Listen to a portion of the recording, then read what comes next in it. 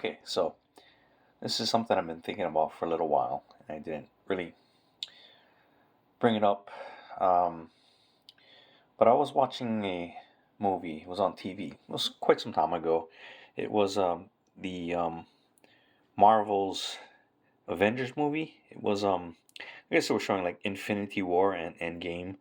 Um, and so I tuned in real quick, and I don't know if you remember the movie, but at the beginning of pretty early in the movie, after the um, that whole opening scene where you kind of come into the middle of the action where the fight's over and Thanos basically won, and the Hulk gets um, sent to Earth, and basically, so you got when he gets there, um, Doctor Strange and Wong are in the Sanctum Sanctorum, and they're talking, and it's a very interesting point that Wong brings up, and it's basically that uh, attachment to the physical is detachment from the spiritual. I'm pretty sure that was a quote. I mean, it might be something slightly different, but that's the essence of it. That expressing the duality of existence, right? And then anyway, right then they're talking about a sandwich, and then the Hulk comes crashing through the roof, and then he goes through the staircase. And I was just thinking about it, and I was like, okay, wait a minute. The actor portraying Wong, his surname is Wong, right? It's kind of funny, right? And it's a coincidence, maybe, but there's that thing that I talk about, that thing that is running in the background, seemingly, that has a hand in um, putting elements or bending elements of reality um, to alter outcomes, or how things happen, people's names, those type of things. That it's, to me, it can't just be coincidence. So I'm watching a movie, and then I'm thinking, okay, so the guy named Wong, his name is Wong, but not only that, the actor's first name is Benedict, right? And he's playing Wong, the sorcerer, and the other sorcerer in the movie is Doctor Strange, and his name is Benedict too. So the two sorcerers are named Benedict. They're real names, right? And I found that kind of funny. That's kind of coincidental, right? And then so more recently, we had this thing come up where there's this. I guess it was that United Health CEO um, that got shot in New York, and I was thinking about that because it brings me back to Doctor Strange, and this is in the Doctor Strange movie, the first Doctor Strange movie, and basically it's to where Stephen Strange, he's a doctor, of course, and not only is he a doctor, but he's actually also a practicing surgeon. And he's very gifted, right? But he gets into a car wreck, and his hands, basically the tools of his trade, right? He's so skilled with his hands, so dexterous. They get taken away from him, and he goes to, his initial quest is actually to gain sorcery to restore his hands, not for any other purpose, not for any benefit of anyone else, but for himself. And so the funny part is that so the story basically is where his journey is, he is a doctor, he is a surgeon, and that's the source of, he's got all these expensive watches and cars, and that's his whole world to him, right? He basically, that's his identity, that's his everything, and he loses it, right? Because of this car wreck. So it's the end of, you know the medical, his role in that medical journey, his power, his agency, so to say. So, like, something like, also like a CEO of a healthcare company, right? It's similar, where the end of life. And then the funniest part is, so Doctor Strange in the movie, they show one surgery that he performs, and it's the last one that he performs in his life. And during the procedure, they have this game they play, and someone challenges him to name the song, and there's the song that's playing for the challenge is "I Feel So Good" by Chuck Mangione, right? So it's funny, right? Where you got Doctor Strange's journey ends in the his agency and helping people, as a surgeon. And during the last surgery, the song is by Chuck Mangione, and the person that's named as the shooter is Luigi Mangione, right? So I don't know, it just feels like there's a connection there that's kind of very strange, no pun intended, but that these names can be the same, it just it makes me also think about all the connections too, where you get so like with this Avengers Infinity War Endgame, bookend movies,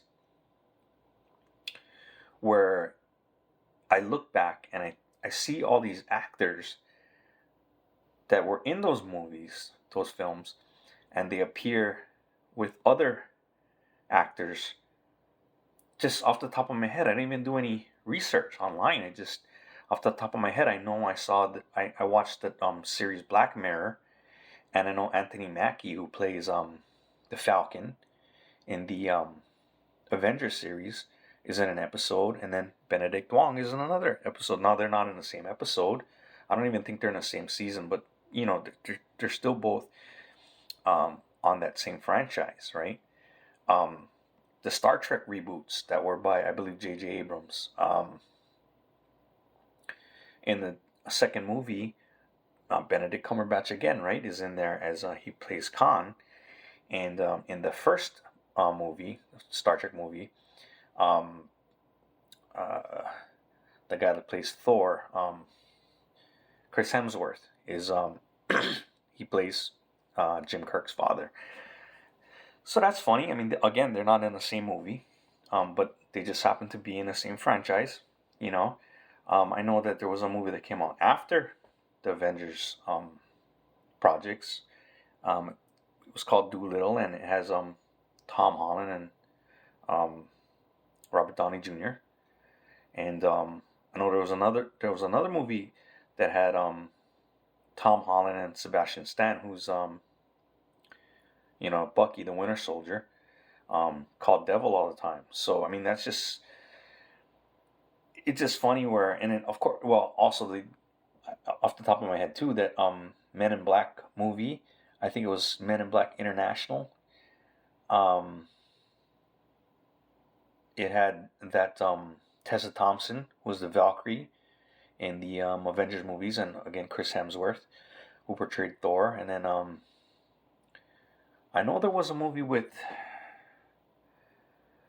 Robert Downey Jr. and Tom Holland. I can't remember what movie it was, but again, it was another movie that was, I think it was a period piece, but it was again, it's just funny where, all these movies, they're not from the same studio, they're not from, Disney Studios, or, under Disney's umbrella. And some of them, a couple of them could be, I believe Doolittle might have been, but, it's just, someone is bringing these people to do these roles in these movies that, like, how does this happen, right? It's like I said, there's something running in the background. And so I guess my whole thing about Hollywood is that, it's just a bunch of it's people that are acting, but there's levels of that acting, right? There's people that these people that get pushed to the very top. It's not organic, right? It's predetermined from way before for some of these people, and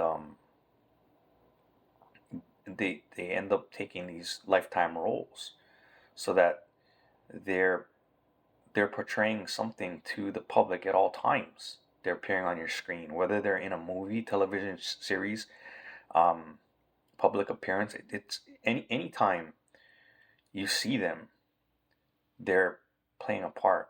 They're delivering a message on behalf of something, you know, and it might be someone that paid them, but it's still on behalf of in this thing running in the background to me. Um, Take a guy like Tom Cruise, right? Okay, Tom Cruise. His name is Tom Cruise Mapother the Fourth, right? So why is it that you go and you look at the Hollywood Walk of Fame and the star says Tom Cruise, right? So in other words, they're giving the star is of Tom Cruise, but his name is Tom Cruise Mapother the Fourth. Therefore, anytime you see him anywhere, Tom Cruise, he's playing a part.